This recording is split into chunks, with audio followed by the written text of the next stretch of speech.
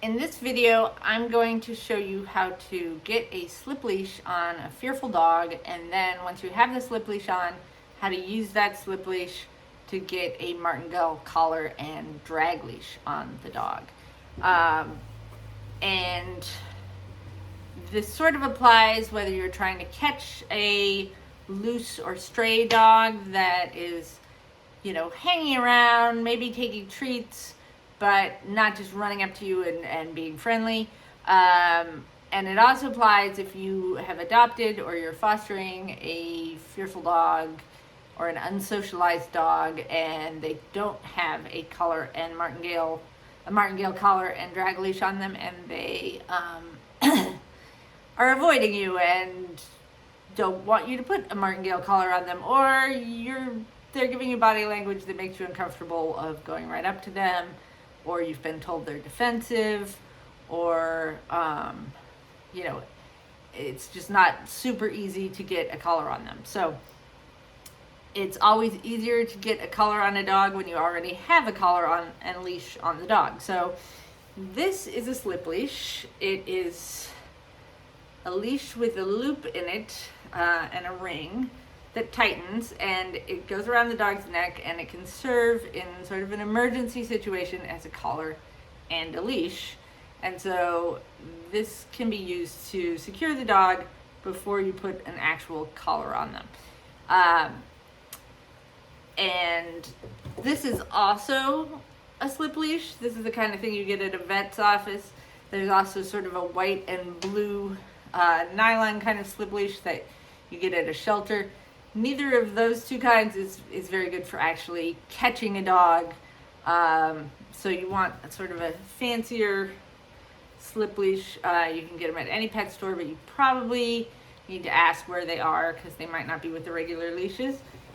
In an absolute emergency, you can create a slip leash from a regular leash just by slipping the leash through the handle. But then on this side you don't have a handle, so you would want to make a handle so you have something to hold on to. This is, not ideal. I would not rely on this for very long, but in an emergency, it's also a little risky. If you have a super powerful dog, you don't want it closing around your wrist and dragging you across town. So the ideal leash is, a store-bought slip leash made for that purpose. And just for reference, a martingale collar is different from a regular collar. This is a martingale collar. It also has an extra loop in it, and the way it works is that if the dog tries to back out of the collar, the loop makes the collar a little bit more tight around their neck, so it makes it harder for them to back out of. Most martingale collars do not actually have a quick release buckle on them like this. They are meant to just be put over the dog's head and then adjusted. The size is adjusted using this little slider. So, they are a must-have for a fearful flight risk dog. A regular collar they can back out of very easily, but it's a little more invasive to try to put this over a dog's head. If you don't know that dog and if they're not very well socialized, it can just be a little more nerve-wracking, and the dog may not want it if they're going to be snappy or something. So I'll show you how to do that. The main trick, and I'll demonstrate this with the dog in a minute, but the main trick for you want to make sure that you have the handle on your wrist, so that once you've got the dog, if they decide to buck around for a bit, you're not going to let go of that. And then these leashes come with a little lock-like thing, and you want that out of the way, so down at the bottom there. But the main trick for using to get a slip leash on a fearful dog that is taking treats from you, but not, coming right up to you, is that you want to, I'm sorry, gotta open this up. you want to hold the hand with the slip leash. Well, two main things. One is you want to make this loop really big. You don't want to just try to get it over their head when it's like this size. You want to make it really big, and you want to hold it out. I'm going to move back here a bit. You want to hold it out and just hold it still. So this arm is going to be still, and this arm is going to be handing the treats to the dog through this loop. And the best kind of treats are not little treats that they can grab and retreat, but treats that they're going to have to kind of work to get away from you. So I like these freeze-dried liver treats, which I don't have any of right now.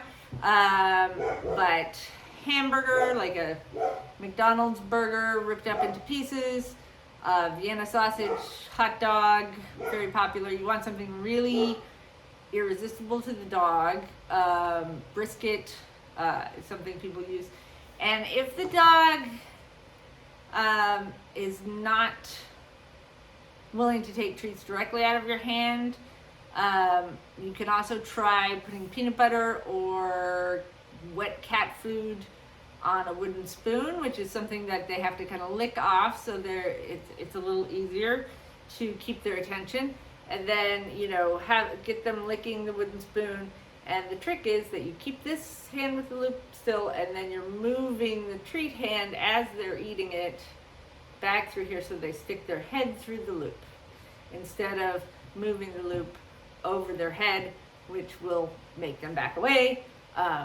You want them paying attention to this hand, and you could start out like this and then give it like this, and you know, and then if they won't take treats off of that, you can also see if I can get way out here, have this near the ground and be putting the treats on the ground and having them put their head through the loop on the ground. That's a little bit harder, but the main thing is keeping the loop really big to begin with, and then holding this still while you hand the treats to the dog, and then slowly moving it back. If you have something that they kind of have to tug on, it's like a tug of war, and you're pulling it through here, you may end up only getting their head halfway through, but once you do, you just sort of drop that down on their neck, and I'll demonstrate that in just a second.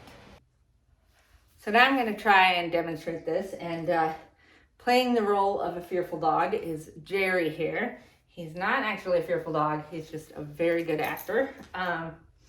Just kidding. He's a formerly feral dog who is not afraid unless he senses that there's a trap, and then he reverts to his sort of feral state. So he's sensing that something is up, and he's trying to get out of here. So, but before you start, you want to make sure you have all your supplies. And oh, Jerry's checking out the treats. So you want to have your treats. If you are trying to get a collar on a fearful dog, you're going to want to have your collar and leash already. If you are catching a dog in the wild, or you know, in the city, you are going to want to have someone nearby in a car with a crate, you know, a plan for what you're going to do once you catch that dog. Hopefully the other person also has a slip leash, maybe some other supplies to get this dog into a safe place.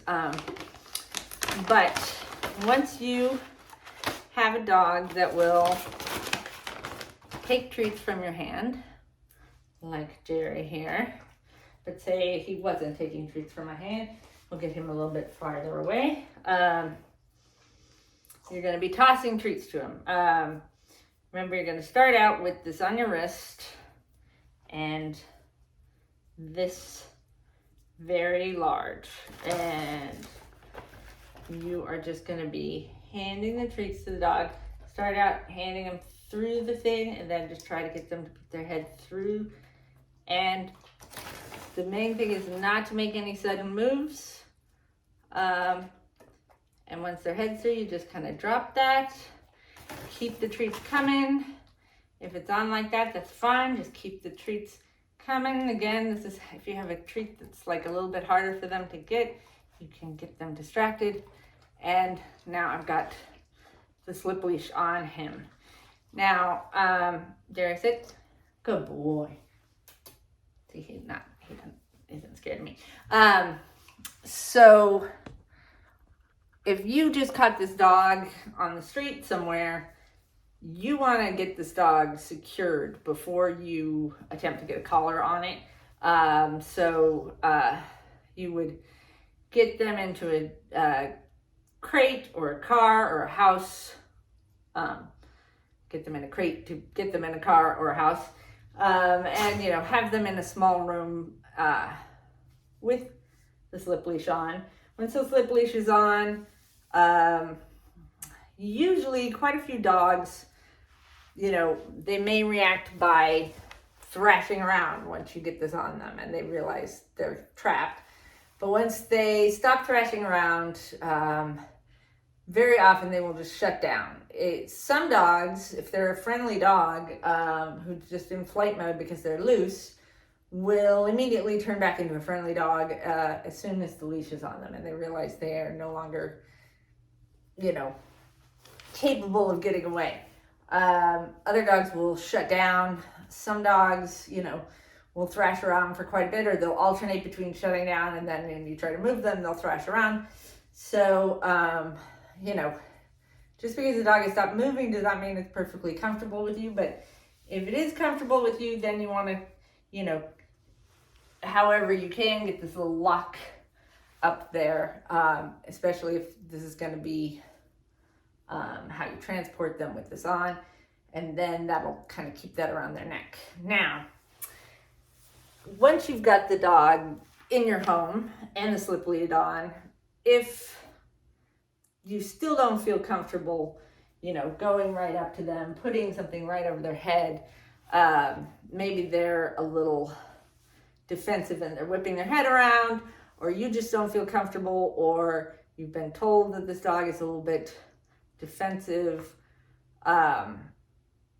then this is a way that you can put the Martingale on over their head without having to go, right up to them with your hands like that. If it's a really defensive dog, you probably want two people with two slip leashes in opposite directions with enough tension so that the dog can't redirect on anyone. And another possibility is to have some kind of, oops, sorry, Jerry. I know this is unnerving. A barrier like this, but he wants to be on this side, between you and the dog, which could be an X-pen or something like that. So once you have the slip leash on, and this process is definitely easier with two people, one to hold the slip leash and one to do the Martingale. But in order to get the Martingale on, you want to make sure that you've already got your drag leash attached, so you don't have to go back in again near the neck to attach the leash. And you just want to slip the Martingale through the drag leash and then use, and as I said, this is easier with two people, and this is definitely not, it's a little bit tricky, but use this, get this under their chin and just try to get it over their nose. And, with the dog that's snapping and really doesn't want it, it can be very hard, but once it's over their nose, let me put this under his chin more.